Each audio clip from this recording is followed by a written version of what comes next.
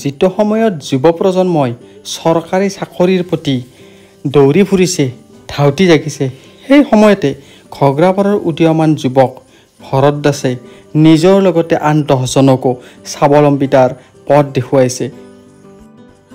নলবাৰীৰ Ghagrapar highway চকৰ traffic পইণ্টৰ সন্মুখত তেওঁ এখন সৰু ফাষ্টফুড দোকান দিছে, যাৰ পৰা তেওঁ প্ৰতি মাহেকত এটি সুন্দৰ ইনকাম কৰিছে আৰু নিজৰ ঘৰখনো তেওঁ চলাব পাৰিছে। আমি সকলোৱে বুজা উচিত যে চাকৰিৰ বাহিৰেও সৰু বৰ ব্যৱসায় বা উদ্যোগ বা বাণিজ্য কৰি নিজে জীৱিকা অৰ্জন কৰাৰ লগতে আনকো নিয়োগৰ সুবিধাও দিব পাৰি। এনেকৈ যদি যুৱক যুৱতীসকলে স্বনিয়োজনৰ পথ বাছি লয়, তেতিয়া অসমৰ নিবনুৱা সমস্যাও সমাধান হ'ব, লগতে যুৱক যুৱতীসকল তেনেকৈ কৰ্মৰতীও হ'ব।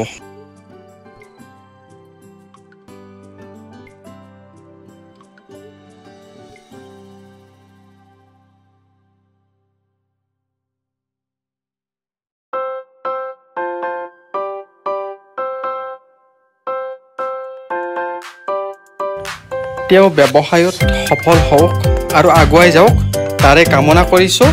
আৰু অন্য যুৱ প্ৰজন্মও যাতে এনেকৈ আগবাঢ়ি আহে আৰু সফল হয়।